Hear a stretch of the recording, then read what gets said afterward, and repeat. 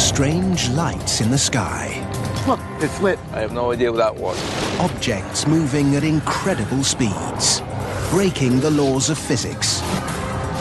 That shot down to the ground at light speed. Craft from another world. They're real. They're here. The truth is out there, and we need to know. Can anyone discover the truth behind UFOs?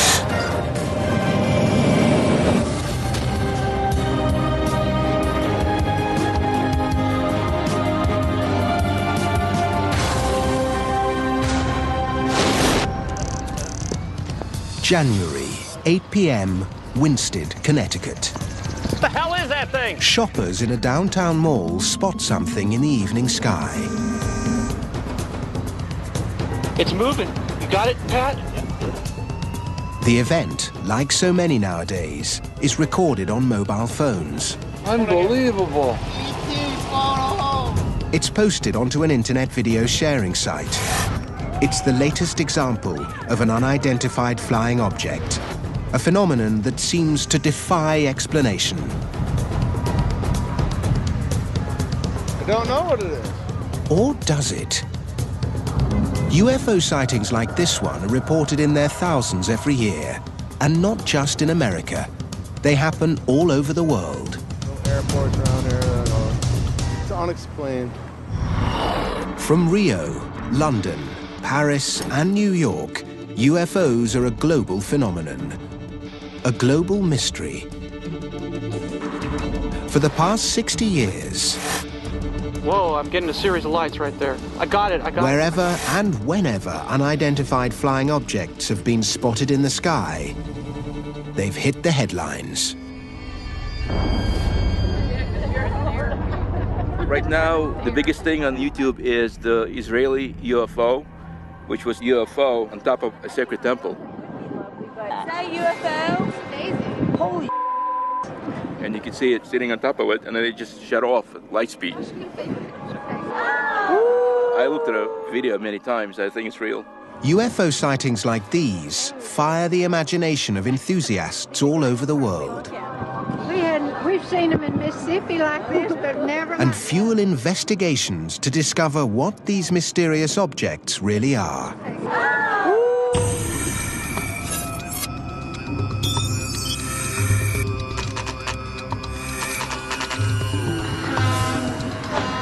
In Rachel, Nevada, a small group of men and women who hunt down the clues to help identify strange objects in the sky are gathering.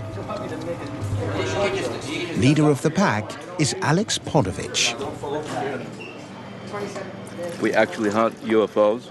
We have regular meetings that we go out in the field, and we set up our equipment and cameras, whatever we have, and we watch the skies. And sometimes you do see very strange things in the sky.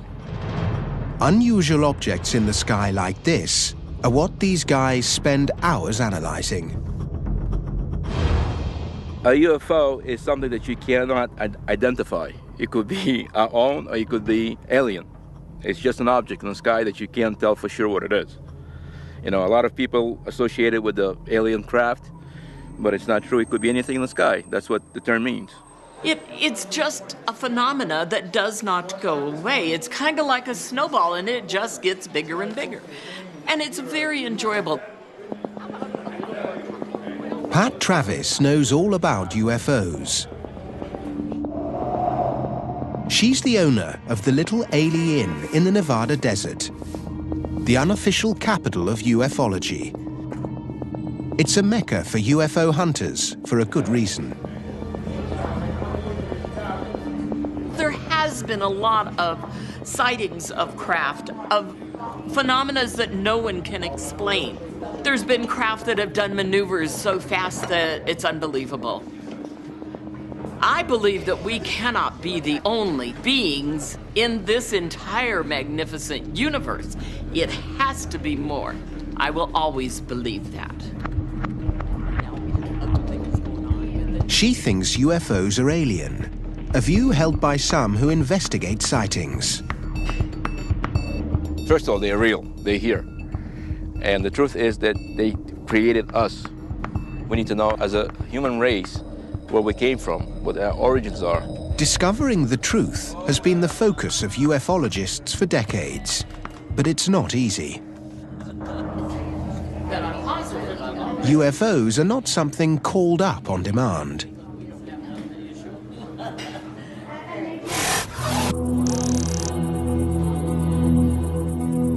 The holy grail for UFO hunters is finding a real flying saucer, or a ship, I should say, taking pictures of it, touching it, or getting a physical alien that you can shake hands with and take pictures.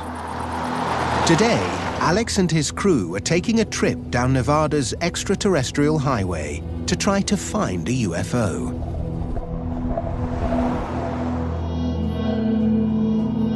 It is always an excitement to go out on a hunt. It's another possibility that I may find something that I've been looking for so many years. We are driving towards the mailbox, the infamous mailbox. They used to be black, and now it's white. The mailbox is a destination that's passed into UFO folklore. It's a location that's had more than its fair share of UFO sightings.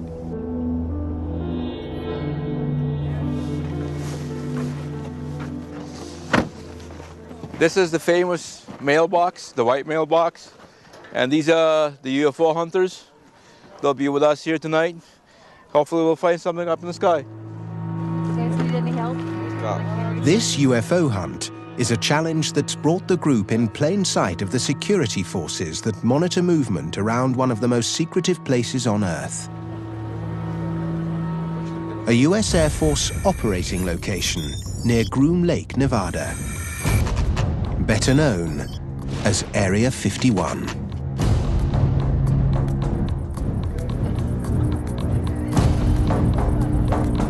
I can see a tower up on the hill, up on the mountain, and it's probably a radar out there also. Behind that ridge is the installation, and about 9 miles south of it is S4. That's where supposedly all the alien craft is being flown. It's right there. We're probably being watched right now from that tower. They know we're here, and they may show up later at night to see what we're taping. They usually do that. If they see people with cameras, they'll come out and investigate what's going on. According to ufologists, this is the place where the government keeps its flying saucers. Physical proof that alien craft are real and they're here on Earth.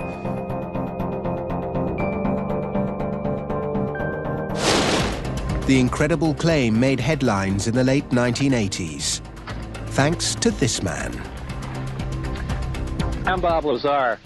In 1988, physicist Bob Lazar told friends he'd seen flying saucers when he was working on a top-secret project at Area 51. There is physical evidence which proves that there is life elsewhere. Bob's job was to see if he could reverse engineer this propulsion system. Now remember, this is the... John Lear's been a friend of Lazar's for over 20 years. He was one of the first he told about seeing America's flying saucers. I met Bob Lazar in 1988, and the first thing he said to me is, "I saw a disc today." And I'm sitting here writing, and I thought, "What?" He said, "I saw a disc today."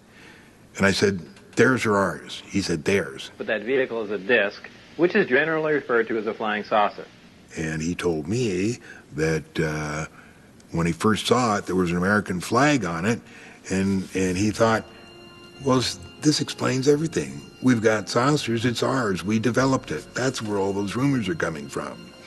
But then he got to see inside of it, and there was little teeny seats, which were just about this big.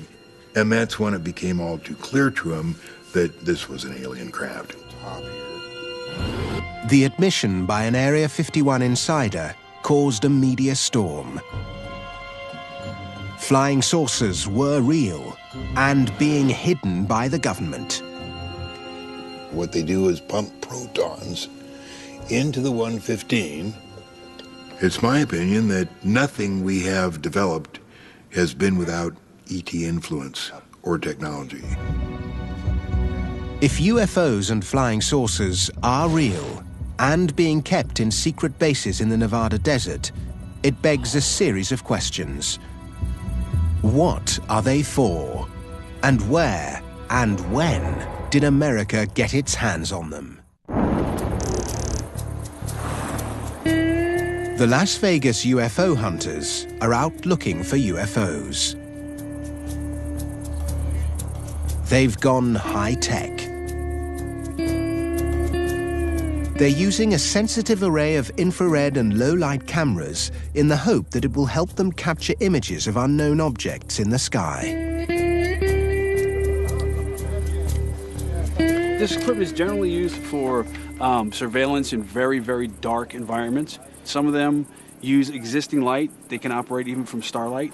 The other one is a traditional green night vision camera, which amplifies light. So if anything comes from that direction towards us and it emits light, we'll see it.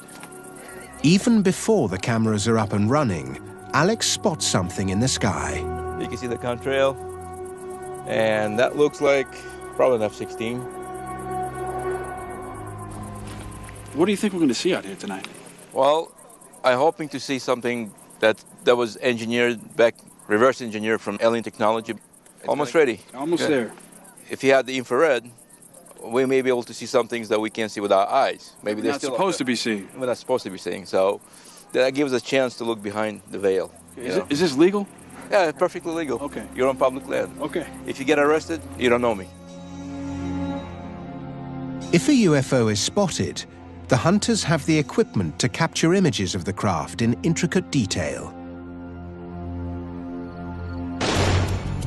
If they do, it will be a huge moment. We need to make it work.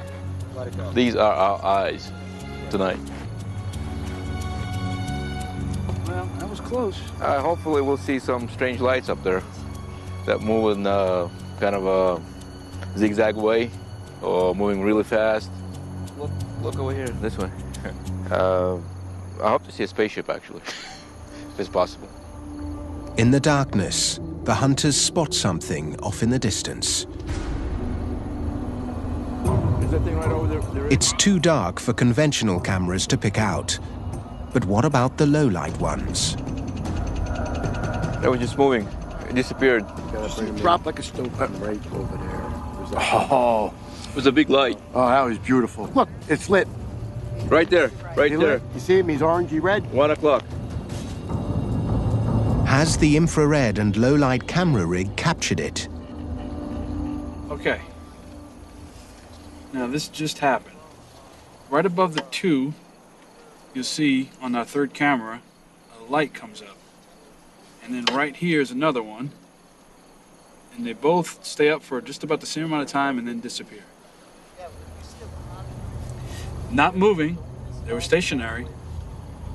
And they were there, and then they were gone. And that was not a pixel on the screen, that was not a malfunction. They've spotted something, but they don't know what it is. They hope it could be a flying saucer they believe America keeps hidden away in the desert. It's a notion that's deeply established within UFO circles. A theory that began with the greatest and most controversial flying saucer incident of them all. July the 8th, 1947. The place, Roswell. Debris is discovered on a cattle ranch in New Mexico. But it isn't just any old stuff. Eyewitnesses say the wreckage consists of foil that returns to its shape after being crumpled up, and weird, alien-looking writing on beam members.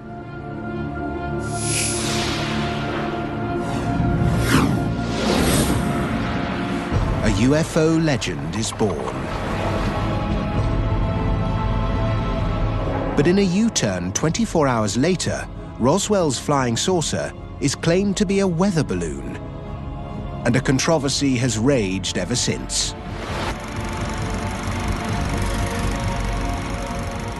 The interesting thing about the Roswell story is that regardless of whose side of the story you believe, the Air Force, the UFO research community, everybody agrees that some sort of object or device came down and was recovered. Now, the big question is, what's being covered up? But do you still get a lot of interest? I mean, do people still come out here and want to know what happened? There's still a little interest. People still come. Nick Redfern is just one of many who have investigated the most famous UFO case of them all. So, Eddie, we're pretty much at the crash site right now. Can you kind of explain? I think one of the main reasons why people are so interested in and fascinated by UFOs is primarily because there's always a yearning for people to look for mysteries. You know, people love mysteries, whether it's UFOs, the Loch Ness Monster, Bigfoot, ghosts. People love a real-life mystery. And I think when, as I do believe with UFOs, there is a genuine mystery, that makes it even more intriguing. No physical proof that a flying saucer came down in New Mexico has ever been produced. But the rumors that one did began a modern mythology.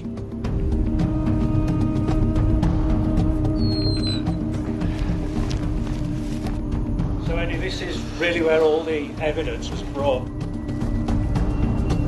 What happened was that when flying saucer sightings began in '47, it was something totally new. Never been seen before, so people were fascinated by it.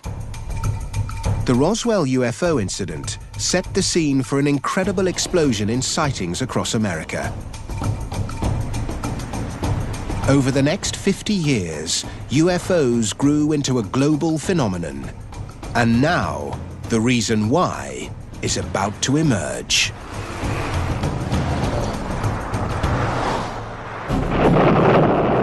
The late 1940s marks the start of America's fascination with UFOs. An obsession that coincided with its Cold War with the Soviet Union.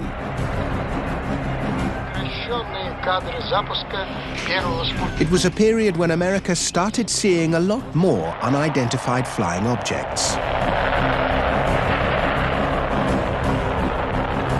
The biggest trauma for post-war America in the 50s was the appearance of Sputnik in the sky. Once you get a space race starting, you begin to get this huge rash of UFO technologies being sighted. The atomic age and the space race fed an increasingly popular sci-fi genre. And soon America was awash with B-movies featuring UFOs and invaders from outer space. With films like Earth versus the Flying Saucers or The Day the Earth Stood Still, you begin to get an absolutely clear interrelationship between the kind of sightings that you get in the real world and the B-movie flying saucers of the 1950s. In the 50s, this popular culture became reality. UFO sightings were on the rise. And the US military refused to acknowledge that they were responsible. The recent sightings are in no way connected with any secret development by any agency of the United States. But that's not true.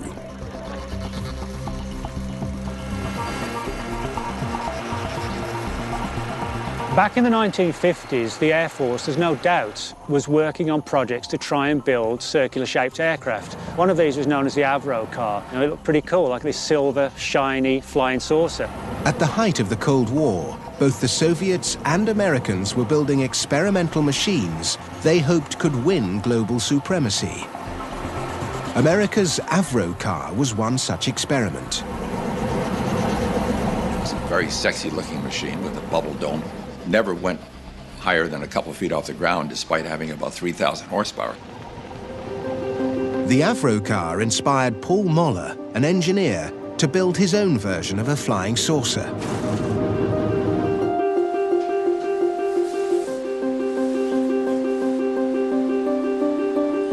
I do think it invokes the image of that little Jetson type of machine that we saw in the 60s that had the bubble dome and that freedom to move around in the future the way they did. That was very big in America, and I think it drives the interest of people to do it. Well, putting this canopy down really puts you into a very comfortable world.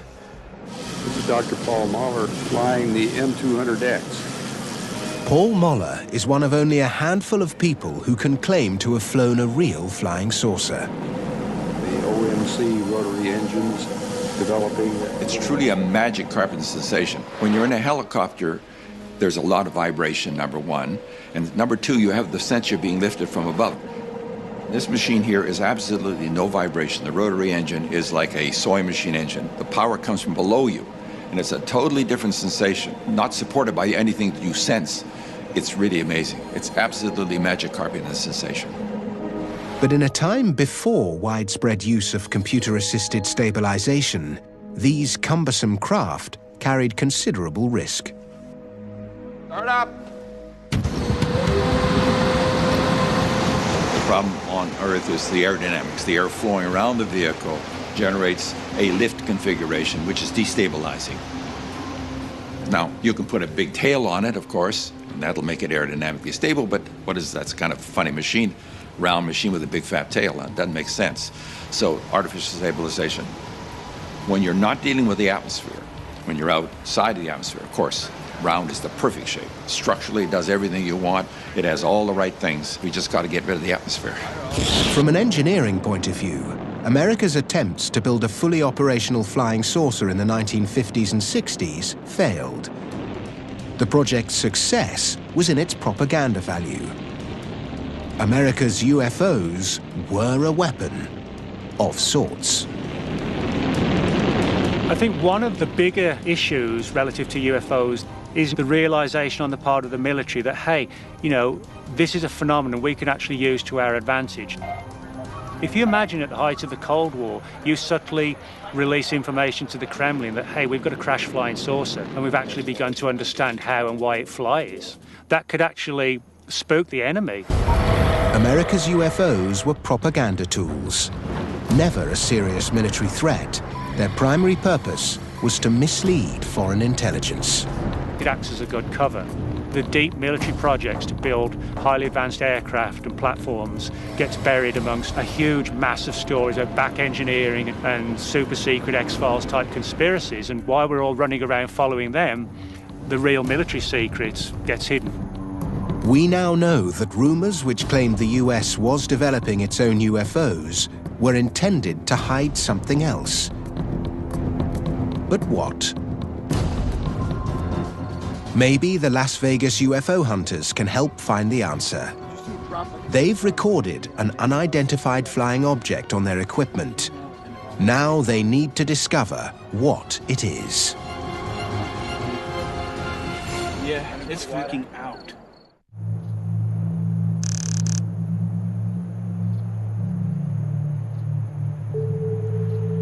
Peter Merlin knows a lot about what goes on in the sky over the desert. He says that evidence of UFOs in the sky can often be found on the ground.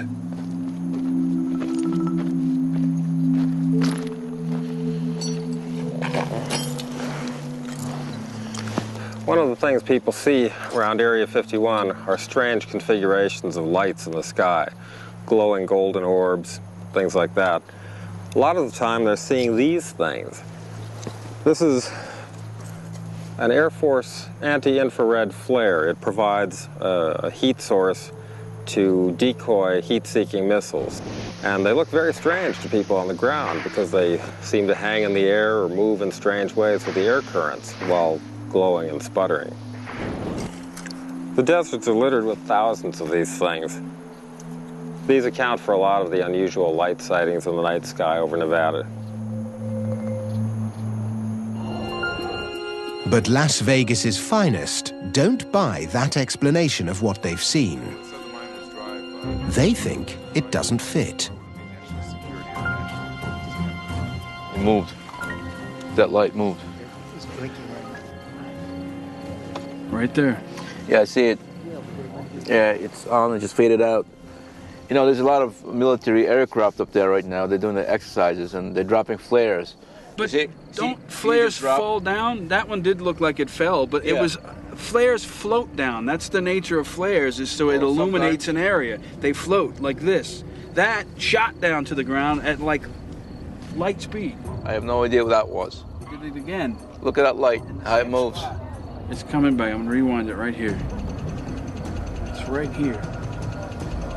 I am freaking out. Nothing moves like that. That's strange. So it's sort of half imagination. What the hell was that? Was that a bomb? Probably. You sure? Yes, I think they're targeting your car, your vehicle. That's not funny, dude. The experienced UFO hunters are stumped. They've spotted an unidentified flying object over Area 51. But people like John Lear aren't surprised by sightings like these. They maintain there's a simple explanation. There is nothing that we have developed that hasn't been influenced by ET. They've given us everything. From Roswell, we developed such things as transistors, fiber optics, and things like that. Have the UFO hunters seen one of the reversed engineered UFOs Bob Lazar talked about in the late 1980s?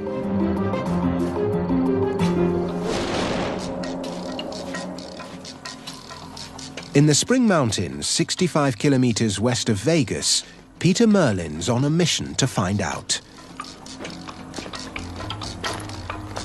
We're looking for the remains of a top-secret project capable of flying at speeds of over 2,000 miles per hour and up to 90,000 feet altitude. It was a CIA project tested at Area 51.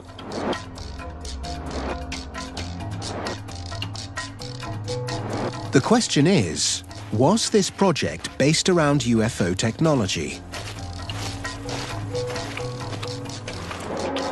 They looked like craft from other worlds, so one could be forgiven for thinking, wow, that's a UFO. Because if you've never seen something like that, then it most definitely is an unidentified flying object. Now there's a chance to discover the truth. In 1967, one of these ultra-secret prototypes crashed here in the Spring Mountains. Conventional wisdom would be that these sites would be completely cleaned up. I've talked to people who worked on the cleanup crews, and almost universally, they told me, don't even bother looking because the government cleaned up every trace. But when I go to these sites, I find that there's always something left. That is a pretty decent-sized piece of titanium. And there's a little bit of black paint on the outer surface. The airplane was painted black. This is part of a radar-absorbent structure, so this would have been one of the most secret components of the airplane. So it seems like it would be surprising to find pieces of it out here after they cleaned it up, but yet the desert is littered with it. Peter Merlin has found pieces of the most sensitive military secret of the 20th century. It's not alien, but to the Soviets at the height of the Cold War, it might well have been. It's a technology so advanced that they never saw it coming, literally.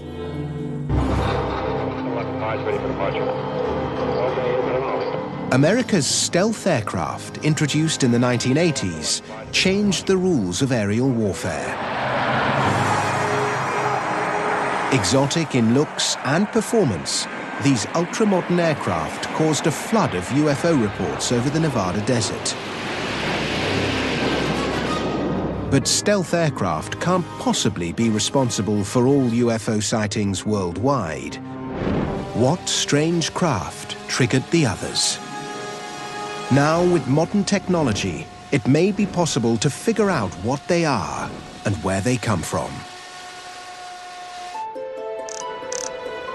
In today's world of high-tech gadgetry, machines that perform the simplest of functions can often be mistaken for UFOs. This is an aerobot. It's been designed by Paul Moller, the man who built and flew the M200X flying saucer.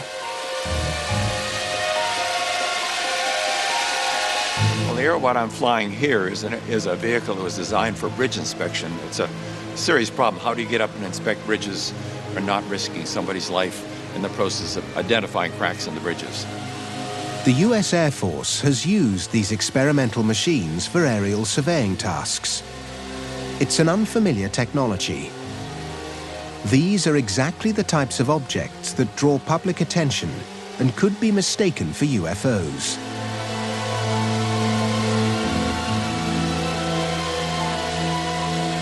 It's amazing. A lot of times we do not announce a flight of any of the things we're doing, but 5 o'clock in the morning, we start it up and there's a crowd already here. It's almost like there's some magical communication out there. Everybody wants to see it fly. It's going to be surprising, but you know everything's surprising to start with, right? It's a matter of time. It wouldn't take very long before it'd be common like everything else in our lives. To the untrained or uneducated eye, Paul Muller's gizmos could appear to be unidentified flying objects.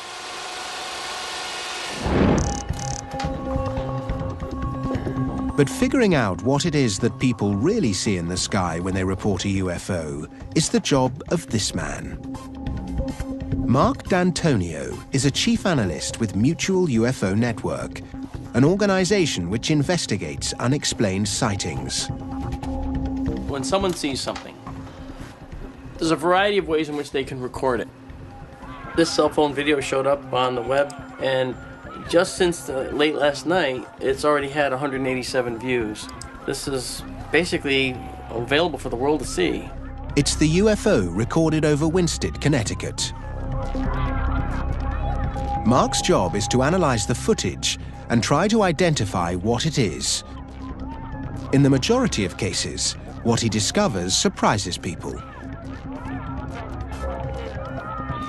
As anyone can imagine with UFO imagery and video, we're going to get a lot of images of things that are actually flying. You have aircraft, insects, birds, occasional rock, or other things flying through the air. And we see a lot of those photos. You know, we'll see frisbees photographed at odd angles. I mean, things like that. For example, take a look at this one. On his database, he's got hundreds of examples of typical UFO shots. Somebody took a picture of an aircraft. But it's a known object. Obviously, it's an aircraft, and that's not a problem. But you see this shape in here. You see this streak right here, and then you see two appendages. One set here, one set there. Okay, this is classic because this is a very out of focus object very close to the camera. This is an insect. It's a common example of how a UFO can be captured on film, but never actually seen. Sometimes these objects aren't even flying at all. Many times people photograph things genuinely because they need them for work or whatever, but then later when they review the pictures, they see something odd because they didn't see it when the photo was taken. In this particular case, over here in the corner, these two objects showed up, and they were submitted as two objects that were not seen when the photo was taken. I looked at that and I started laughing. I said, you know, this makes my day. Because what that is just a staple. 95% of all the UFO material sent into Mark for analysis turns out to be known objects, simply misidentified or captured in an unusual way. The UFOs typically become IFOs, identified flying objects, and they turn out to be planes and helicopters and atmospheric phenomena and celestial bodies like meteors and all kinds of things. But what about the sightings that can't be categorized so easily? All the other imagery that we've looked at so far have been in that 95% known category that we've talked about before, you know, aircraft, insects, flares. In this particular case, this is a true UFO. This is an unidentified flying object. It's a true unknown. It's one of those that has been subjected to all the analysis already by far more than just me. True unknown. Most of what we're talking about is some very small percent of unidentifieds. It's this small residue that everybody is really fighting over. And of course, if the believers are right, if even one of those is really, really, really real, then extraterrestrial craft are real. It's a view that's dogged the UFO community from the beginning. Something flying in the sky that is unidentified and is an object isn't by definition an alien spaceship.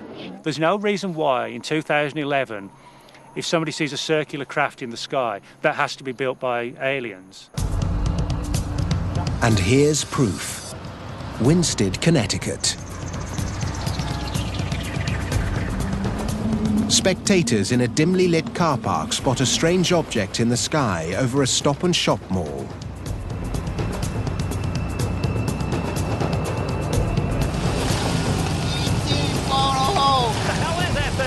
It creates a stir. The sighting is recorded on camera phones and is posted up on the internet within hours.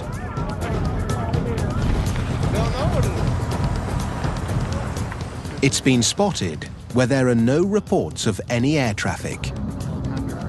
There are no blimps or advertising craft in the vicinity. To all present, it's an unidentified flying object. Unbelievable. The problem is that as the technology advances, it becomes easier and easier to hoax things that look really good. Whereas, say, 30, 40 years ago, a good UFO photograph may actually have been a real UFO photograph because it was hard to fake.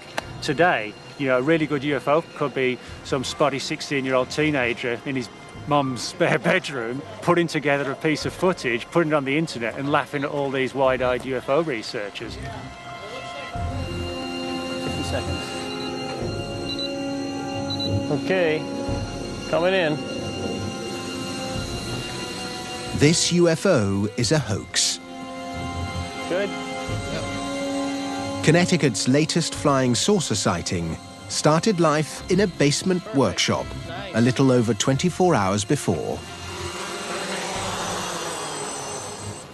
Okay, lights. Good, there we go.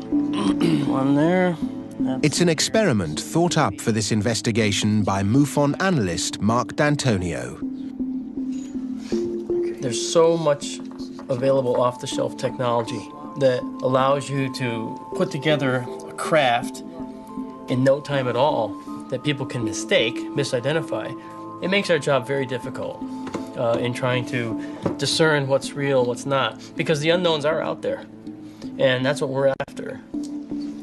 But this isn't a case of the gamekeeper turning poacher.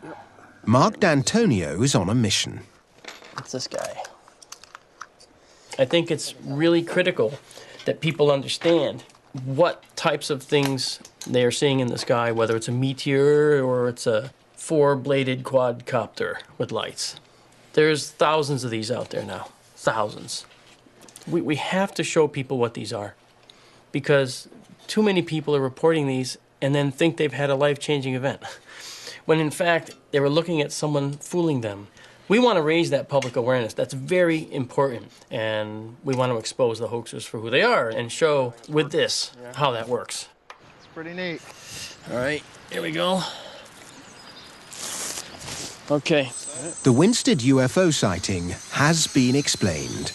It's one of the 95% that are. But what about the 5% that remain unidentified? Doug Wilson is at the sharp end of UFO sightings. He's a field operative for MUFON. With 30 years of experience as an investigator, I can usually tell within a few minutes of an interview what the chances are that I'm looking at a planet, an aircraft, or what have you, regardless of how adamant the witness might say this was not an airplane. Do we have a case where you can honestly say I've exhausted everything and yet I don't know what it was? It happens. In such cases, Doug knows why a lot of people instinctively make the link to outer space. I think people do feel the need to have an explanation for everything. We've got Star Wars, Star Trek, any number of science fiction that people look at and they think automatically outside of the Earth. And so if you don't give them an answer, they will come up with one on their own. And frequently it is extraterrestrial. Blockbuster movies and hit TV shows may have kept our appetite for UFOs alive, but it's been the lack of disclosure and sightings that defy explanation that really fuel our search for answers.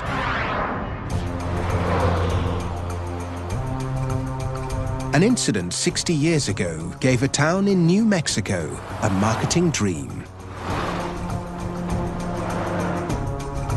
and gave birth to an industry that cashes in on man's fascination for the unknown. But the truth is, the facts behind the Roswell incident have been released. I think the best explanation for the entire Roswell incident was it was a physics experiment that got lost, and that led to some unintended consequences. Today, the official explanation for Roswell is the crash of a top-secret listening device codenamed Project Mogul. These balloon trains were huge assemblies. We've got a picture of one right here. It was 600 feet tall. It was about half the height of the Eiffel Tower. Unlike those who maintain a flying saucer crashed, physicist David Thomas has evidence that supports the official version of events. This is a small replica of the I-beam that was found in the Roswell debris. These strange markings are the key to unlocking the UFO mystery. It's not alien writing, as some believe. It's something much more down to earth.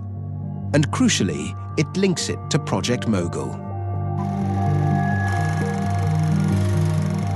They were made for the Army Signal Corps by a toy company in Manhattan called Merrick Manufacturing.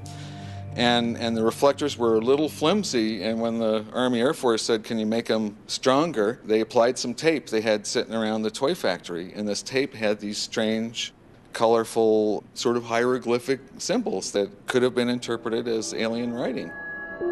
It's exactly the same design described by eyewitnesses. But instead of being alien writing, the truth is, it's toy wrapping tape. Despite the evidence, it isn't enough for some people. 60 years of speculation can't be swept away so easily. No one's going to hide a weather balloon coming down. There's no point. And even a mogul balloon, there are examples of mogul balloons coming down elsewhere in the US in the summer of '47. They weren't subject to stringent security like the Roswell event was. So I think for me that rules out a mogul balloon. The real truth behind the most famous UFO of all time may never be universally accepted. But the facts reveal that in the vast majority of cases, an explanation for most UFOs can be found. Simple misidentification, atmospheric conditions, hot air balloons, hoaxes, even staples can all become unidentified flying objects. But the question remains, what are those that stay unidentified? There are those people who understand that while there are a lot of mystery lights and things happening in the sky, some of them of a perhaps clandestine nature, there's no good evidence that any extraterrestrial craft is visiting the planet Earth. Believers will still hunt for the evidence. Light speed. That one, the last one, it's right here. In my opinion, the truth behind UFOs is that, first of all, they're real. They're here. Roswell, New Mexico. Something did crash, and I do believe that I was a alien spacecraft. But for those of us who just look to the skies and wonder, 80 to 90% of all UFO sightings are explainable. But as a rational person trying to keep an open mind, I would have to say that there is no reason to believe that aliens could not be here. It's kind of like people's belief in God. You can't prove it, but you'll be damned if you'll deny it in total. Brand new The Truth Behind explores the legend of the Loch Ness Monster at the same time next week. Stay tuned for a hunt for aliens.